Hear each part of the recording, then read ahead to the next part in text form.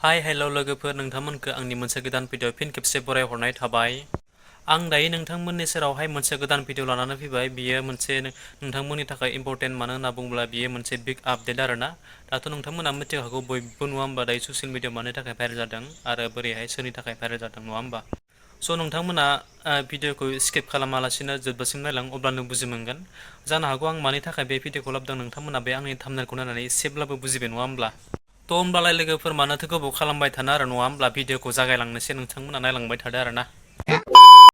थ' दिनैनि भिडिअआ बेनोदि, नोंथांमोनाथ' मिथिखागौ नङा होमबा, दाखालि सानथाम सानब्रैसोनि सिगाङावनो बेसेदि ससियेल मिडियाआव भाइरेल जागासिनो दङ। बिथां साब्रैनि गेजेराव सासे सुबर्ण बसुमतारिया गावनि फेसबुक पेजावहाय मोनसे आपडेट होदों आरोना, गावनो लिरनानै सानथामनि सिगाङाव होदोंमोन बिथाङा।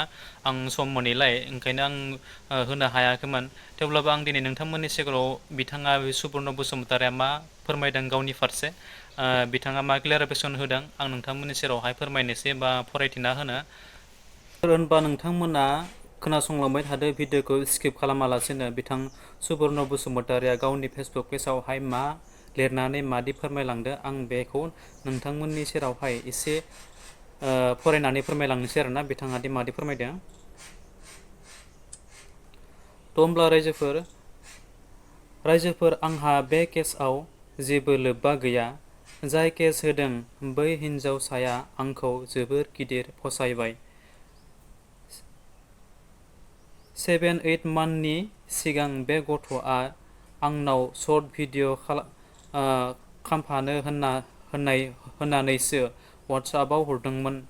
नाथाय आं बे गथ'खौ गावसोरनि सासे मानसिनाव सोंहरनायाव गथ'आ सिगांबार गाज्रि लोगो मोननानै खर'आ बारा थिग नङा होननानै खिथा हरनायाव लाफानाय जायाखैसो। लोगोसे आं बे गथ'नि नाम्बारखौ ब्लक खालामना दोनदों। बेनिफ्राय गोबाव समनि उनाव बे गथ'आ देहा फानग्रा जाबायनो होनना मिथिदों। आरोबो गथ'आ बनावना फानहैनो ओंखारनायाव गामिनिजों हमजादों आरो बुजानानै गामियाव आंनि मुं लादोंनो, नाथाय जेबो प्रुफ देखायनो हायाखै। बे गथ'खौ गामिनि इयुथ बिथांमोनहा बुनानै जबरदस्ति आंखौ नंगौ बुंहोदों। जानांगौ बिथांमोननि गामिनि इयुथफ्रा आंजों माबा मोनसे दाय हिंसा खिथेरफोर लानांगौ दंमोन।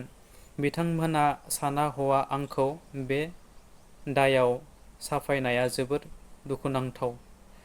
लोगोफोर आरो दंबावो एसे। रायजोफोर, आंखौ फोथाय।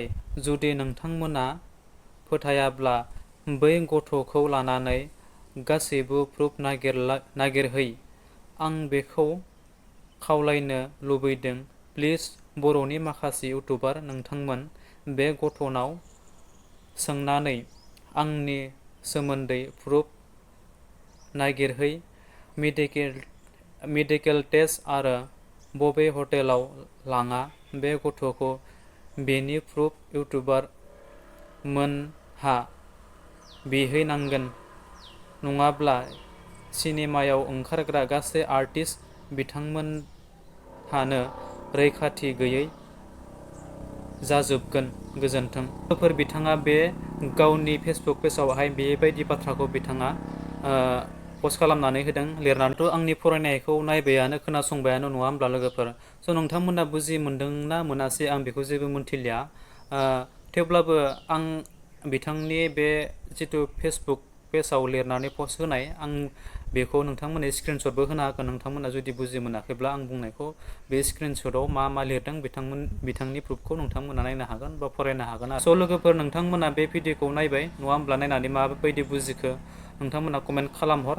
आरो आं नेक्स्ट भिडिअआवहाय आरो बेनिख्रुइबो साबसिन आपडेटखौ नोंथांमोननि सेरावहाय आं लाबोबावनो नाजागोन बा हास्थायगोन। नोंथांमोना आसा खालामो बे आंनि चेनेलखौ नायनानै मोजां मोनो, आरो जायफ्रानोखि आंनि चेनेलावहाय गोदान, नोंथांमोना प्लिज अननानै साबस्क्राइब खालामलां। स' दिनैनि भिडिअआ बेखिनियाल'सै आरोना लोगोफोर। बाय बाय, आरो नेक्स्ट भिडिअआव लोगो मोनसिगोन।